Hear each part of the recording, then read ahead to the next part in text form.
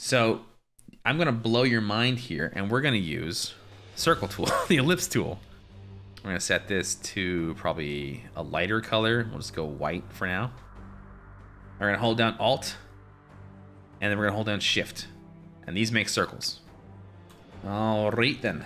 Let's actually center this so that I can then also paint with a centered thing. So first we got to think about what kind of circles we're using here, right?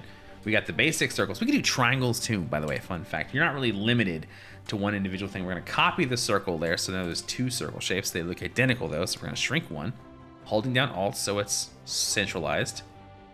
And we'll probably reduce that one's, oh, there we go. And we're going to reduce that one's width a bit. There we go. So it's a variation in size or thickness. And now we're going to make another copy, actually. And this one's fun when you kind of branch out.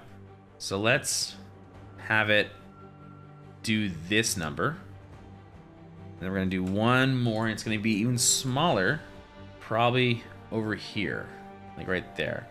And then, oh, here we go. Then we can either brush this one, or we can actually use a triangle tool. Sort of make them all kind of connect. And we're just messing with geometry here. And we can hold down Control and it'll mess with more geometry. Like so. All right, that layer's good. All right, so now we're gonna start brushing things. We're gonna use a white brush. And we'll do hard round pressure opacity, make it kind of small.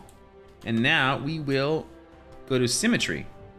And because we centered the main circle, now everything is sort of aligned to this center, so we can paint with it like so.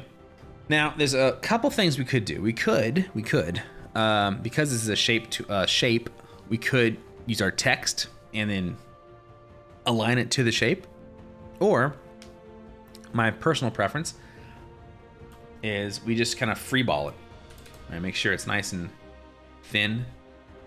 Doesn't really matter what you draw, but it has to look like it's on purpose. All right, so like sketchy stuff doesn't usually go well. So when I say it has to look like it's on purpose, it has to look deliberate. Like that wouldn't work because those corners don't match. Like that would work fine.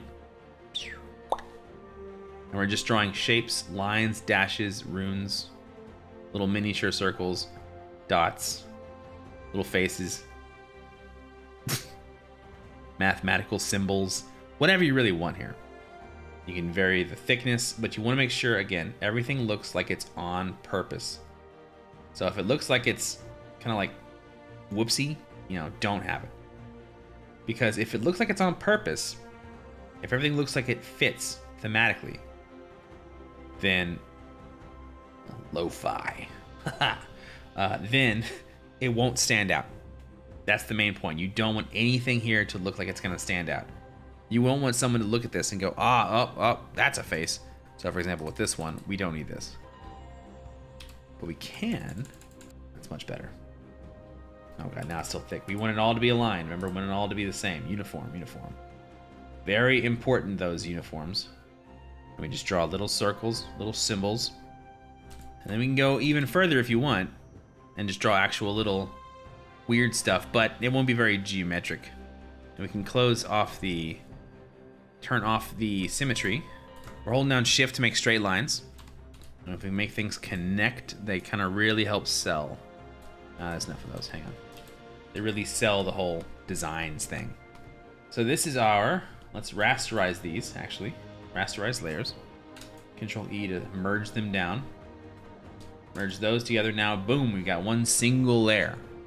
We can copy it so that if we mess it up too much, we have the original still unmessed with. Because now what we're going to do is we're going to Control T, and we get our bounding box here. And we are going to make this line up with their hand. And we can do this vertically, or we could do this horizontally, or we're going to make the perspective look like it's being sort of projected outward from their hand. We can actually copy this and shrink it down if you want. It might be a little too cluttered though, but that's a personal preference. I'm actually going to delete this one, but just know that that's an option for some people if you want.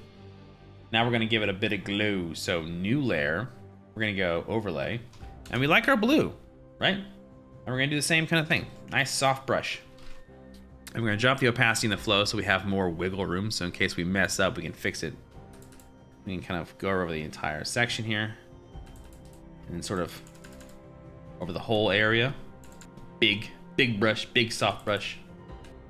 All right, now, new layer, just white. Just white. Because this is a white brush. So under the color layer. So we got the shape layer here.